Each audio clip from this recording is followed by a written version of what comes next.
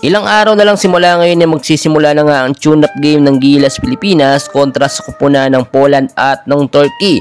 Masusubukan ang lineup ni Coach Timko kung uubra nga ba sa FIBA Olympic Qualifying Tournament. At Kai Sotto nakahanda na, gagamiting main center ng Gilas para sa nalalapit na tune-up game sa Turkey at sa Poland. And bago natin yung pag-usapan mga kaibigan, palike and subscribe po muna and pahit ng notification bell. Maraming salamat po mga kaibigan. Dumadaan ngayon sa matinding practice at pag-ensayo ang ating pambato na si Kai Sotto. Si Kai Sotto po kasi nakikita sa susi ng Gilas Pilipinas para sa magiging tagumpay nila dito sa FIBA Olympic Qualifying Tournament. Once kasi na makita natin ang magandang improvement kay Kai Sotto ay madali nang makakompensa at depensa ang Gilas Pilipinas. Kinakailangan natin talunin dito sa FIBA OQT ang kupunan ng Latvia at ng Georgia para magkaroon tayo ng siguradong spot sa Olympics. Pero bago yun ay dadaan muna ang Gilas Pilipinas sa matinding tune-up game, which is dito ang magiging basihan kung uubra nga ba't makakapalag ang Gilas Pilipinas sa Latvia at sa Georgia. As of now, nakita nyo naman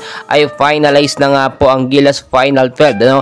At anumang oras, no, anumang araw simula ngayon ay magsisimula na nga po ang training at practice ng Gilas Pilipinas. Pero kahit wala pang practice ang Gilas Pilipinas ay tuloy-tuloy ang ensayo na ginagawa ni Kai Sotto. Dahil nga kung titignan po ninyo, magdedepende pa rin tayo dito kung sinong point guard ang makakatandem ni Kai Sotto. Unlike sa Japan B-League, nakita nyo Yuki and Kai Sotto yung tandem.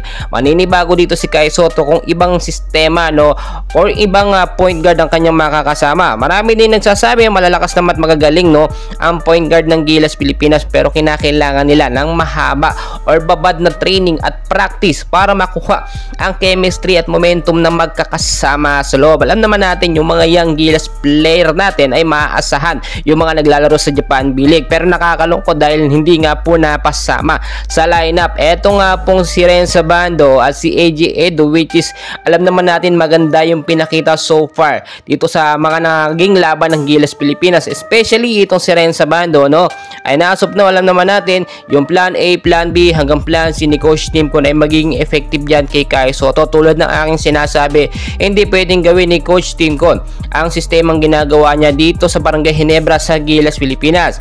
Iba po kasi ang sitwasyon ng Gilas Pilipinas ngayon. Ang big man natin hindi pwedeng pagsabihin sa starting lineup, no, or sa first half ng game. Tulad na lang aking sinasabi, mas maganda na maibabat muna at mabigyan, no, ng mahabang playing time si Kai Sotto sa first half ng game, no, at makapagpahinga pagdating ng third quarter at ibabad muli sa fourth quarter. So yung sistema kasi ni Coach Timko, madalas pinagsasabay niya ang dalawang big man, si Japet, no, at itong si Sistan sa Barangay Ginebra, which is hindi naman naging effective. At dahil nga po maraming available at magagaling mga Gilas player natin, ibang sistema dito ang gagawin po ni Coach Timko. Well mga kaibigan, dahil pa natin kaganapan, so dyan lamang po kayo, and please huwag kalimutan mag-like and subscribe